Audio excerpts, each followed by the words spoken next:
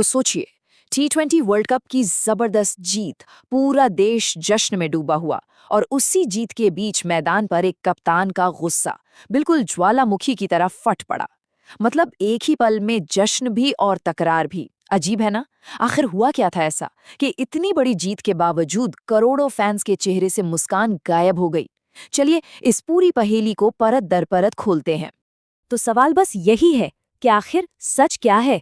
Social media पर जो तस्वीरें वायरल हुईं वो एक कहानी बता रही थीं, एक कप्तान का गुस्सा और एक खिलाड़ी की बड़ी गलती। लेकिन ड्रेसिंग रूम से जब एक आवाज बाहर आई तो उसने पूरी कहानी का रुख ही मोड़ दिया। आज हम कैमरे की नजरों से आगे बढ़कर उस सच को जानने की कोशिश करेंगे जो जश्न और गुस्से के बीच कहीं दबा हुआ है। तो चलिए कहानी की शुरुआत करते हैं।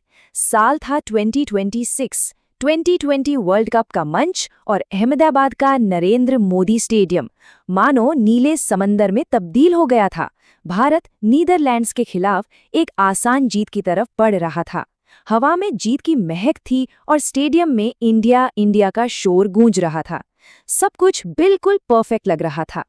लेकिन जैसा बड़े मैचों में अक्सर होता है, कहानी में एक ट्विस्ट आना अभी बाकी था। और ये ट्विस्ट आया पारी के 15वें ओवर में। जीत का प्रेशर और मैदान की गर्मी के बीच बस एक पल की गलतफहमी ने जश्न के पूरे माहौल को तनाव में बदल दिया। तो देखिए हुआ क्या था एग्जैक्टली। कुलदीप यादव की गेंद हवा में, बहुत ऊंचा शॉट, गेंद सीधा जा रही थी बाउंड्री पर खड़े रिंकू सिंह के पास। मतलब एक बिल्कुल सीधा साधा कैच था। लेकिन तभी पूरी रफ्तार से दौड़ते हुए उसी गेंद की तरफ आए कप्तान सूर्य कुमार यादव। अब रिंकू ने आवाज भी दी, ये मेरा है, लेकिन सूर्य का ध्यान वो सिर्फ और सिर्फ गेंद पर था।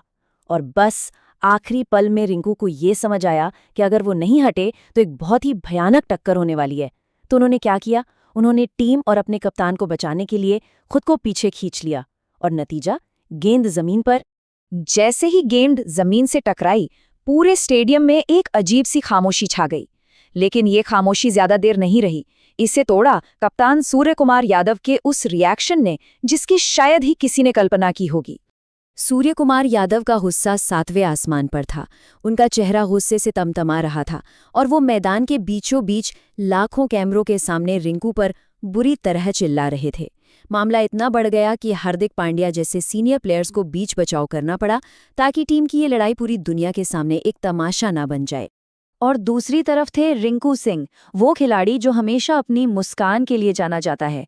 वो बस एक मुजरिम की तरह सिर झुकाए चुपचाप खड़े थे। उनके चेहरे पर निराशा और शर्मिंदगी साफ दिख रही थी। एक तरफ कप्तान का गुस्सा और दूसरी तरफ फील्डर की बेबसी। ये सच में एक बहुत ही दर्दनाक मंजर था। लेकिन रुकिए, ये कहानी मैदान पर खत्म नहीं हुई। असली ट्विस्ट तो तब आया जब मैच के बाद ड्रेसिंग रूम के बंद दरवाजों के पीछे से रिंकू सिंह ने अपनी चुप्पी तोड़ी। और उन्होंने जो बताया, उसने इस पूरी घटना को देखने का नजरिया ही बदल कर रख दिया। रिंकू का खुलासा वाकई चौंकाने वाला था। उन्होंने बताया कि उनका पीछे हटना कोई गलती नहीं, बल्कि 1 सेकंड में लिया गया एक बहुत बड़ा फैसला था। सूर्य जिस रफ्तार से आ रहे थे, अगर वो नहीं हटते तो दोनों के बीच एक भयानक टक्कर हो सकती थी। एक ऐसी चोट जो शायद किसी का करियर तक खत्म कर सकती थी।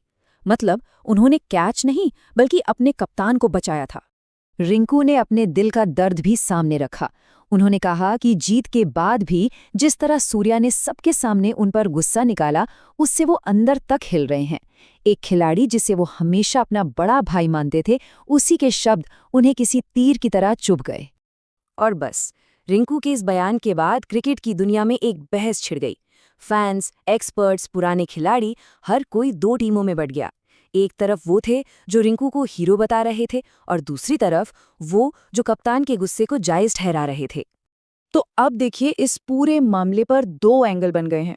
एक तरफ लोगों का कहना है कि भाई रिंकू ने जो किया वो कोई गलती थी ही नहीं, वो तो एक कुर्बानी थी। उसने कैच छोड़कर अपने कप्तान को एक बड़ी गंभीर चोट से बचाया और इसके लिए उसे डांटना तो दूर, शाबाशी मिलनी चाहिए थी। और यूं सबके सामने डांटने से टीम का मोरल भी तो डाउन होता है। अब दूसरी तरफ वो लोग हैं जो सूर्य कुमार के साथ खड़े हैं। उनका तर्क भी सिंपल है कि भाई ये वर्ल्ड कप है, कोई गली क्रिकेट नहीं। यहाँ पर कम्युनिकेशन गैप जैसी गलतियों की कोई जगह नहीं होती और एक कप्तान का काम है हाई स्टैंडर्ड सेट करना, और उसके लिए अगर कभी थोड़ा सख्त होना भी पड़े तो उसमें कुछ गलत नहीं है। देखिए, ये घटना सिर्फ एक छूटे हुए कैच या एक गुस्से की नहीं है। ये सूर्य कुमार की कप्तानी में टीम इंडिया की एक नई सोच, एक नई संस्कृति की तरफ इशारा करती है। और ये घटना शायद उसी नई संस्कृति का एक बड़ा उदाहरण है। ऐसा लग रहा है मानो टीम के ड्रेसिंग रूम में क्रूर पूर्णता यानी रूथलेस परफेक्शन का एक नया दौर शुरू हो गया है। कप्तान सूर्य कुमार यादव के लिए अब सिर्फ जीतना ही काफी नहीं है, वो चाहते हैं कि जीत की राह का हर एक कदम परफेक्ट हो। उनकी डिक्शनरी में शायद गलती के लिए कोई जगह नहीं है, फिर चाहे वो टीम का कोई भी खिलाड़ी क्यों ना हो। तो अब सबसे बड़ा और आखिरी सवाल यही उठता है, कप्तानी का ये नया आक्रामक अंदाज और परफेक्शन की ये जिद, क्या ये टीम इंडिया को एक ऐसी ताकत बनाएगी जिससे कोई हरा ना सके, या फिर खिलाड़ियों के बीच पैदा हुई ये दरार टीम को अंदर से ही बिखेर कर रख देगी? इसका जवाब तो खैर आने वाला वक्त ही बताएगा।